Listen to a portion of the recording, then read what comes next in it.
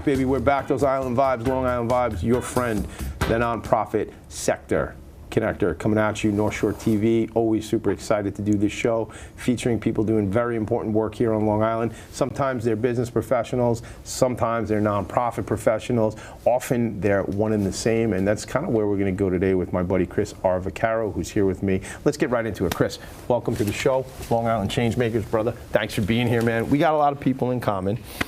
We met because I was at an event as a guest of my friend Christine Fitzpatrick for one of the organizations, one of the things you're involved with, being a community leader here on the island. When we were sitting inside before, well, let me just finish that thought, Tommy D.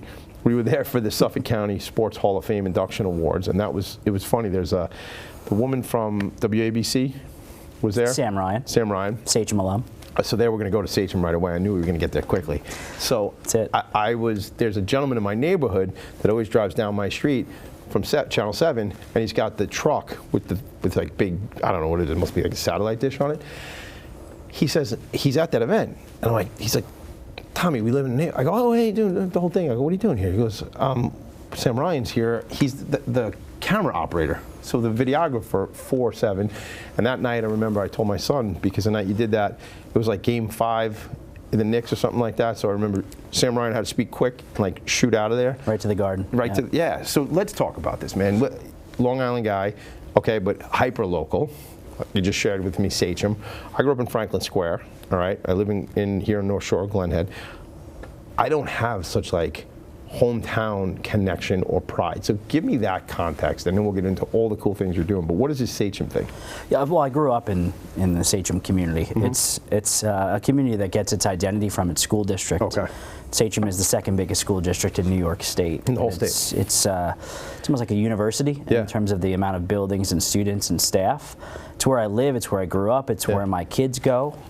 I was married on the football field at the high school. Dude, you're serious? Yeah. Did you play football? No, because I was a journalist. Okay. Because from my freshman year of high school on, I was positively impacted by my teachers to go into writing, and then to eventually go a year or two later into audio and radio. We have a 6,000 watt FM radio station, WSHR, that helped me find my voice at 15 years old. That's at Sachem? That's in the district? Yes. So what gets covered there? What would you be involved with? Broadcasting games, having shows about music, having sports talk shows. I mean, I was doing all of that. On air, right? On air, live. How young?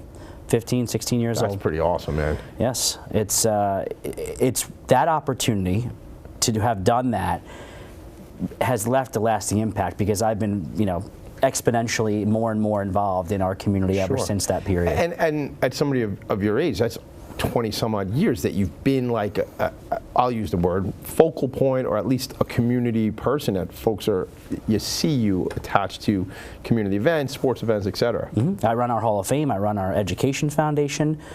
Presently, I run the district's communications. I run that radio station now. You do.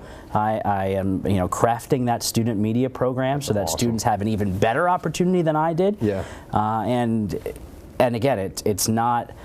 None of these things feel like jobs, right? This is about making sure that current and future generations understand where they come from, that we don't lose sight of who we were as a community, and that's the only way you can figure out how to evolve as a community. And if I can do my best with storytelling and education, raising funds, profiling the people who came before me to inspire that next generation, then I will have left my mark through all of those great endeavors. So first of all, congrats on all that. And you're doing such cool work. And we only met recently, and I said, I got to talk to you, man. I want to sit down, and we should turn the camera on while we do it. And that's kind of what we're doing here. But a lot of folks that not to say I checked you out, but people know who you are. And I didn't really have a good understanding of who you were. People have nothing but great things to say, and certainly you're involved in so many things. You were informed by those early years of that opportunity. Do you consider yourself a journalist to this day? Is that a big part of your I've evolved from a journalist into a media executive. Okay. I was always a journalist to start, a writer to start, with a degree in print journalism from Hofstra. Okay. And I've done many things in journalism. I've written for the New York Times and Rolling Stone and Associated Press, and covered Super Bowls and debates and lots of really, really big things.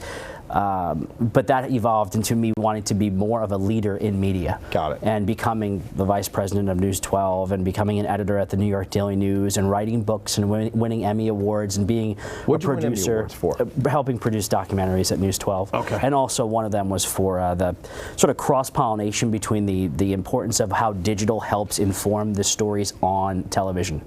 So digital being what I was overseeing at News 12 at the time, digital, social, and streaming, there's a mechanism for basically driving audience to the broadcast product, and we would do that with digital. So let me get that, because this is interesting, because like when I have like some people on my team put together a short to promote a longer video, so like you know, a program like this, where we'll have a couple short clips. So is that what you're referring to, like yes. taking digital to get to that other place? In essence, yes. I mean, how do you use your multi-platform storytelling strategy, but also how can you engage the audience to actually be part of that process? Are they leaving comments? Are they creating? Oh, so the engagement piece. Yes, Yeah. The engagement piece is what we won one of the Emmys for, my digital team. Yeah. That's really cool. Yeah. That stuff's evolving like crazy, right? Like every second of every day. Yeah. Got to be ahead of it. You know, I'm as much a consumer as I am a producer, because you know, you have to see what's trending every single second. I have this whole other show that I came up with, and I'm going to talk to you about it later on, but it, you know, it's where I go out. It even has a name and everything. I'm just going to put it out there. It's called Documenting Impact with Tommy D. So I have to be on it because it's got my name in it. Naturally. But the show is, it's kind of a riff off of something I did many years ago called 60 Days of Service, where I went out and did a volunteer day with a nonprofit organization, and to the best of my ability at the time would be like, oh look, it's Tommy and Chris and we're doing the thing, and that kind of like on my phone or whatever. But this would be a full day, let's call it 6 or 8 hours of me doing different things, and you know, with a videography team, and then we bring it to a point where it's a 30-minute YouTube show. Here's Tommy with the executive director, here's Tommy peeling the potatoes, here's Tommy working in the pantry, whatever that nonprofit. So I'd love to get your insight on a different, you know, we have some time about that, but knowing you've had such success with documentary stuff, what do you think about that idea, first of all? I think it's great. I mean, first of all, embedding yourself out there while doing meaningful things and being able to tell that story, that hits on a lot of things that I'm, you know, passionate about myself. So I love it. I think that people need to see the behind-the-scenes perspective. They need to see things that aren't like always readily available as they're consuming mindless content all day long on their phones as it is. Yeah, and the biggest part for me is to highlight each different nonprofit and how important the work is that they do. So let's spin that into the work you've done with nonprofits. And all right, here's a question I have to ask you, and I feel I'm going into a danger zone. Oh. But I like to take chances, and I believe life begins outside of your comfort zone. Mets or Yankees? Mets. I was born the day after they won the World Series. Is that right? Formed a really close relationship with Mike Piazza thanks to other back nonprofit to the Italian work. thing we're going to go We'll get to that, of course. Will, But yeah, I'm a big diehard Mets fan. Good. Okay. Well done. And I don't dislike the Yankees. I don't hate or root against them. And I don't think you probably can't dislike any baseball team because of some of the work you do, or when they're playing the Mets, I can dislike whoever I'd like. The guy that was just in here earlier doing some stuff with me, a little bit, doesn't hail from Philadelphia originally, but kind of reps Philly a little bit, and I had a little bit of fun with him and that type of stuff.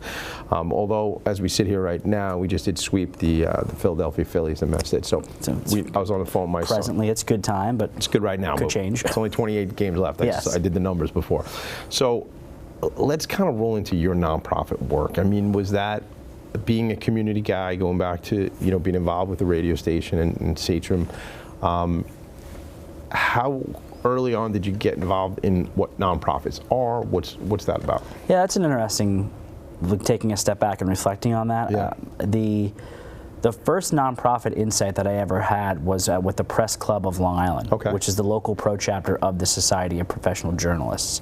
How does somebody become, this is a question about the press, how do you become quote-unquote part of the press? Like, how would somebody who does content, has programs and things like that, like, do you pay a fee? Do you have to like try out? Like, how do you become press? There's no fees. I mean, first of all, you could have a degree in journalism and be qualified to tell hopefully unbiased stories, right? But there's also the ability to have clips for meaningful press and media outlets where you can go and be published. And, and clips as in the written word, video, audio. Yes, you could be a citizen journalist and go and create your own content. Yes, you can be a social influencer and be visible and have a really big audience and make a lot of money. To be a journalist that is credible, you would like to hopefully work for a credible outlet or build a credible outlet that eventually has an audience. Okay. Yes, and then you can get involved in professional organizations like PCLI, the Press Club of Long Island, or like the Society of Professional Journalists, and mingle and network and take advantage of professional development opportunities and maybe win awards, and it all adds up to the press. I want to be part of that, so we're going to talk about that. So how old were you when you learned about that, and that was, like you say, kind of almost your first foray? Yeah, early 20s. You know, when I'm graduating from Hofstra with my journalism degree, gung-ho, getting my first job with the Southampton Press. What were you going to do? You're going to? I was a sports writer with the Southampton Press for the first, a year of my career, and then became an editor at the Daily News right after that. But so, I'm not somebody that just likes to sit back and like take things to unwind and figure it out. I jump headfirst into things. And you go do the thing. And for me, it was all right. Like, become a member of the press club. Okay, attend those events. Okay, become very active and join a committee. Right, and then on the membership committee or somewhere you can schmooze. And now we're talking my early 20s. I don't know yet, like, this path of being aggressive and being visible and doing more and harder work than most people around me than to climb those ladders very quickly. That's what happened. Yeah. So I get on this board. Within 5 years or something, maybe less, I become president of the Press Club of Long Island. And that was my insight into running a nonprofit with a board of volunteers on behalf of something bigger than myself. Which, by the way, I have to mention full circle, I become the president of the Society of Professional Journalists in October. Coming up. Yes. Yeah. Congratulations and so, like, on that. That's a big deal. Thank you. And it's important because PCLI is a sort of a feeder into the larger national organization. Yeah. And SPJ is the oldest professional journalism organization in American history. That's exciting, man. Yes. Yeah, that's awesome. And I'll be the first one that is from Long Island to do that too, which is really, Sachem specifically. No, Long Island. No, I'm just saying you. Well, Sachem, yes, of course, but but no, you'll be the only one from the whole island. That has ever served in that position on the national That's a big deal, man. So where's HQ for that? Like, is that going to be in Manhattan or is it somewhere? No, that's like more virtual. There's actually a full-time. There's an executive director, and she's in Washington. And so you're president of the board. I'm president of the board. Yeah. Yes. That's and it's a nonprofit. Yeah. And so the whole 9 yards. But so that comes full circle though too. That's full circle. Yeah. And as I talk a lot about, especially in national settings with SPJ, I would not be in that role if not for the local level. It's all about the local chapters. It's all about what they're doing from a grassroots perspective, because that's where the programming is. That's where the great honorees are being, awarded at their local chapters. That's where great fundraising is being done. And so, over my year tenure that starts in October, I want to continue to hammer that point and make sure that people remember that we haven't forgotten about the local chapters. In fact, that is the lifeblood of. Right. So that's great because you have that legacy that's important to you. So the one in the local chapter in Des Moines or Iowa City or whatever you want to do like outreach. And again, 12 months goes like a blip, man. It's so fast. Yeah. So it's going to go fast.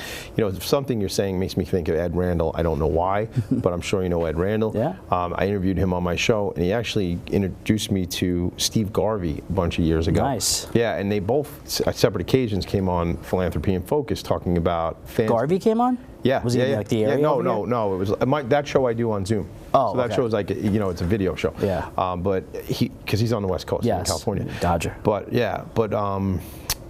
it was, they're involved with an organization called Fans for the Cure, which is all about prostate cancer awareness and things like that. So just thinking about the press, and I have been to Yankee Stadium, and one time I saw Ed, I knew he was going to be up there, so we were like texting and stuff like that. So, but it's just that, like, community, like these are people that you're connected to and relationships, I'm sure, right? Yeah, I mean, I've been around Ed Randall many times. I've been with Steve Garvey before. Were you on the Fan at some point, or? I've been on the Fan, not in a professional capacity, as a guest on several times with Boomer and Gio. Oh, you have? Yes. In person or like on? I've called in.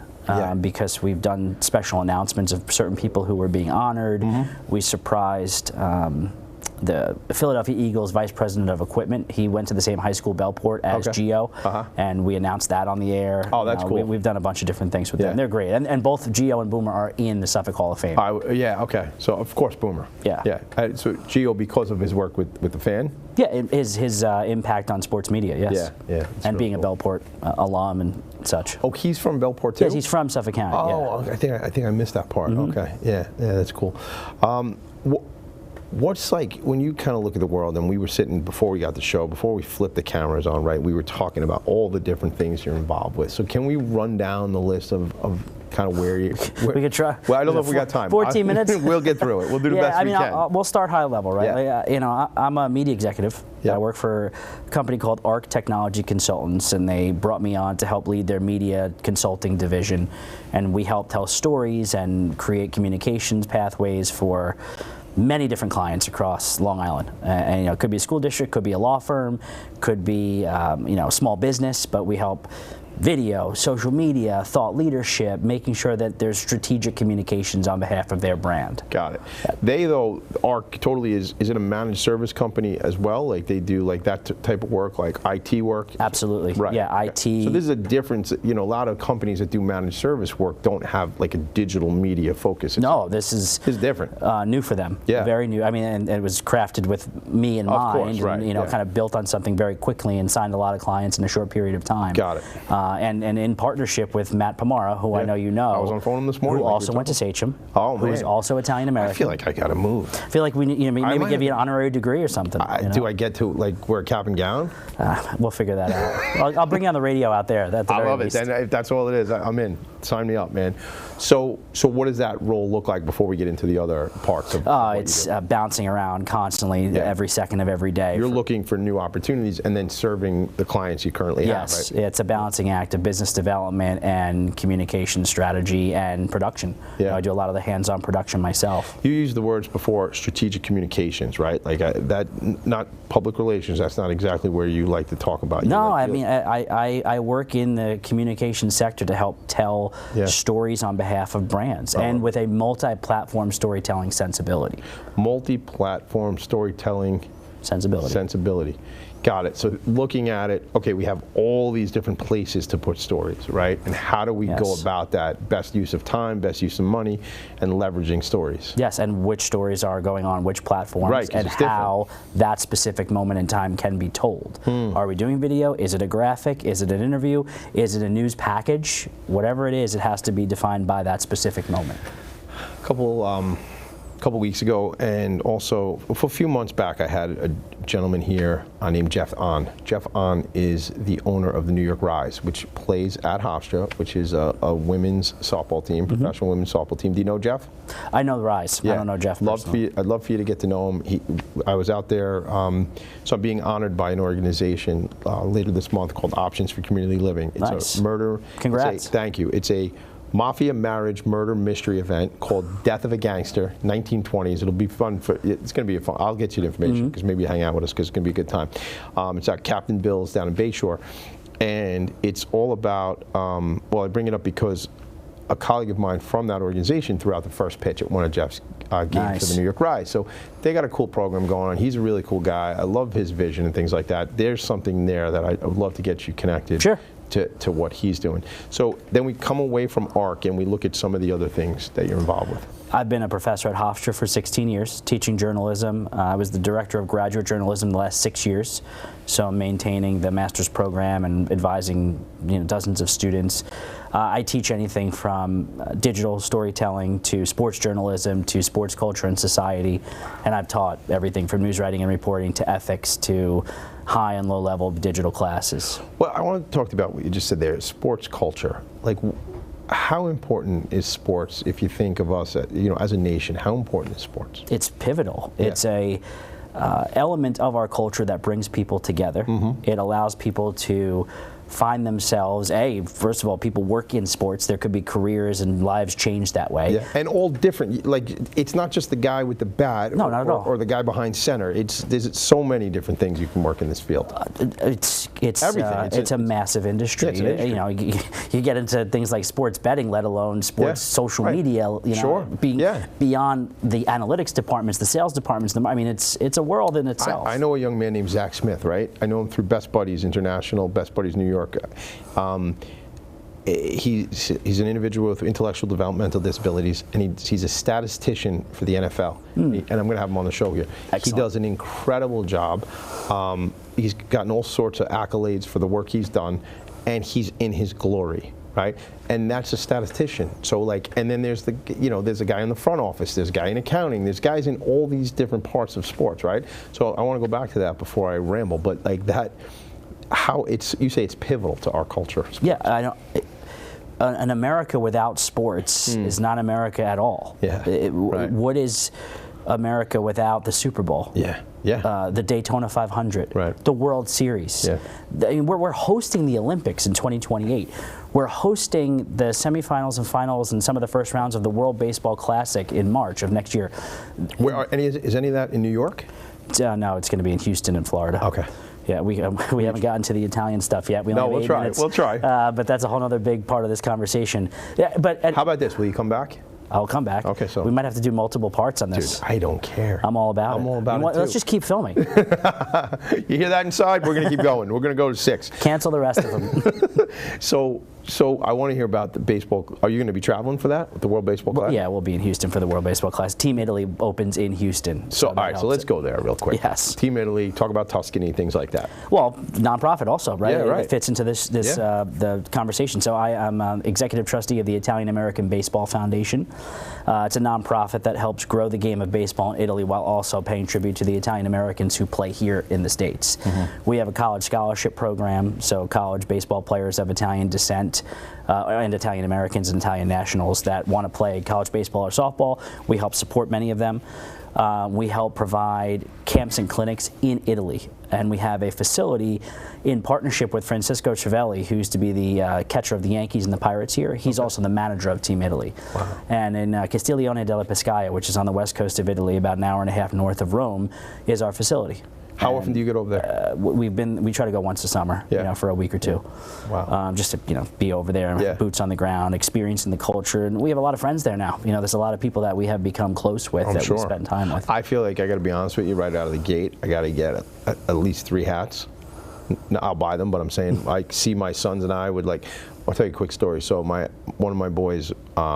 We were at Citi Field, and he bought it must have been during the last World Baseball Classic. He bought a Puerto Rico hat. Sure. We're not Puerto Rican. He liked the hat. It's a nice hat. It was a cool hat. The font on the PR looks really good. Here's the problem.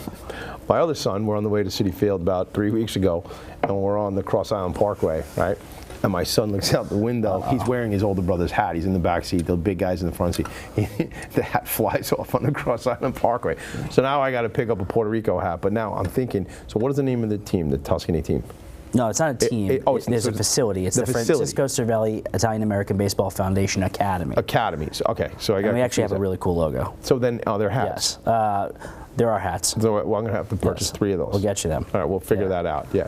All right. So that whole facility and that program is to nurture the game of people in Italy or of Italian descent and help them grow into the game? Yeah, and there's active baseball activity going on all year long there. Sure. There's travel teams that occupy that space, and they travel across Italy and Europe. Incredible training goes on there, really good baseball development as well. And it's increasing where a lot of people from across Italy will go there for practices and learning and development. So we know obviously that a lot of Latin American young folks come to the States to play baseball. Is there, because I just don't know this, is there a lot from Europe and specifically from Italy that come to the States to play ball? Not a lot. It cannot be compared to Latin America. Right. That's another world in itself for every reason. But the numbers in baseball is massive down there. We actually, right now, there are more Italians signed with affiliated MLB teams than ever before. Okay. And the number is 6. So 6, yes, like 06. Yes, like 6 dot, that's it. Yeah. And that's a big number. And every time it happens, we just had somebody sign with the Mets, we just had somebody sign with the Blue Jays, we just had somebody sign with the Rangers. Samuel Aldegheri, who's a left-handed pitcher out of Verona, where Romeo and Juliet are from, and that's all takes place. He is a pitcher with the Angels, up and down between the big leagues and AAA. Got it. And so he's the first pitcher. So to put this in really perspective for the average person that has no idea, he's the first pitcher to ever be born, raised, and developed in Italy in baseball history to play in the big leagues. Wow. The only other player as a position player, Alex Liddy, who played on the Mariners in 2011-12, he was like a third baseman, infielder, utility guy. So Samuel is our guy right now. Yeah. We hope that there's a couple others that'll, they're working their way through affiliated ball, which means they could be anywhere from rookie ball all the way to AA right now. Right. That's exciting. How familiar are you with all the different levels? Like I think about you know, like my son's been telling me about these kids that just came up for the Mets. You know, there's a pitcher, I think he pitched last night, and there's like the 2 guys they brought up. And I remember years ago we used to go, I mean, it might have been back at Shea Stadium, but I think it was a City Field with a buddy of mine, and he had this friend, they're both firemen, and this guy was like geeking out on like, you know, like farm team stuff. Like he knew guys that were like 2 and 3 and 4 years away from coming up. You know, are you familiar, just let's talk Mets for a second. I mean, it sounds like you got so many ideas in your head, similar to me, but are you familiar with what goes on a lot in those lower levels as guys are trying to break in? I'm familiar with it based on, you know, and Anthony DiComo, who's the MLB.com writer that does a good job of reporting about it. And by the way, he's Italian-American, and we know him very well. I figured he was with the name what of Anthony DiComo. I'm familiar with are the Italian-Americans who are very high-ranked. So, for instance, Jack Caglianone was called up by the Royals this year. Okay. He's our spokesperson for IABF. He is, okay. That's a prospect that we were watching for the year that he was in, very quickly going through the minors. He got drafted out of Florida and just like skyrocketed. And with the internet and social media and stuff, you could follow a guy and catch that YouTube stature, videos, right? I mean, yes, he was. Right, not everybody's going to, unless you're a standout, you're not going to find a lot of film on these guys. No, right? And then, you know, another perfect example, Roman Anthony was called up by the Red Sox this year. He's also another guy that's close with us, and he's actually Italian-American as well. Yeah. But those are like pristine examples of high-level prospect. Doesn't matter if they're Italian or what. You're going to see. They're good. Right. You're going to see them. They're like, you know, the cream of the crop. Yeah. I keep track of every Italian-American who is drafted every year. Wow. And it's not a lot, right? There may be 30 to 40 a year that are drafted out of the 20 rounds. I put data tables together to track who they are, where they come from, where they live, and what their position is. Yeah. And I've been doing that for the last 5 years. I'd say I have the only database of Italian-American draftees in the world. You know, and this is the stuff that I'm doing for not only fun, but I do it as a method to create the marketing sustainability so I know who to look for. And each year when MLB releases their draft pipelines and their rookies and prospect rankings, I go through that and see, okay, who was drafted and who's now actually a top prospect. And that, you know, I do that. So if people want to plug into some of the work you're doing, like what's social media, like what's the best way to stay up to date with what Chris Vaccaro is doing? Well, definitely, you know, Facebook, Twitter, Instagram, I mean LinkedIn from a real professional perspective. Right, all of the things that I'm doing have their own affiliated accounts, right? So anytime you search very simply Italian-American Baseball Foundation, Sachem Alumni Association, Suffolk County Sports Hall of Fame, they all have accounts. So, and I constantly, personally, literally update them all myself. You do? Yes. Well, you're a media and marketing guy. That's what I do. I need to be able to craft, control the message, and the narrative. And that you know it came from you. And it's not, it's usually a pretty intricate post. Like there's custom graphics and custom videos and a lot of research, and I do it all myself. Yeah, you know what? I remember when we first spoke over the phone a couple weeks ago, I was in the 7-Eleven trying to buy a drink. I was walking through, and you were like, I was like envisioning what you were talking about, because you know, you say you spend a lot of time doing the editing work, and there's a lot, it's not just put the thing up there. There's a lot of thought that goes into this work. Oh, I mean, it's completely strategic, right? For hammering that word. And there's a creative value here where, you know, I don't want to rely on anybody but myself. I want to, you know, in terms of knowing that I know how to tell that story. A great example of this, I'm really proud of this. It's about to come out. My 9th documentary is based on our recent trip to Italy this summer. I shot, filmed, edited, produced, directed, wrote all of it on my iPhone 16. Wow. Just goes to show you, technology-wise, you don't need to have crazy stuff. It's the phone that's in your pocket. And that's going to be distributed on the Chow USA TV network, and then, you know, through streaming services, Apple, Amazon, Roku, and such. So that comes out sometime second week of September. Dude, I got a million questions I want to ask you to say we should collaborate on some things. We're going to have to do it on another show. We're actually going to do it when we turn off the cameras. We'll just, they won't know about it. But I have a lot of ideas. I'd love to play. That's what I'm all about. So let's do more stuff. Anything upcoming you want people to pay attention to, or just all of it? All of it, Just, anything I post on LinkedIn and Twitter on my personal pages pretty much gives insight into what's to come. But you know, the Italian-American Baseball Foundation Gala is on December 4th. That's a big deal. Where's that? It's going to be at Marina Del Rey in the Bronx. Perfect. All right, so I'd like to be there for that. I appreciate it. Listen, we're just getting warmed up, bro. Yes, so much to talk about. I appreciate you and all you're doing with your storytelling. Thank you so much, man. I appreciate that. Lots of fun things coming. This show is called Long Island Changemakers. I got one right here with me doing great work. My head is spinning because I want to ask him so much more, but we are out of time, and I'm still thinking about these cool lids that I'm getting from me and my boys. We'll work that out. Show's called Long Island Changemakers. I am one. He is one. Let's make it a great day, everybody. This has been another In Focus production. See you later. Bye.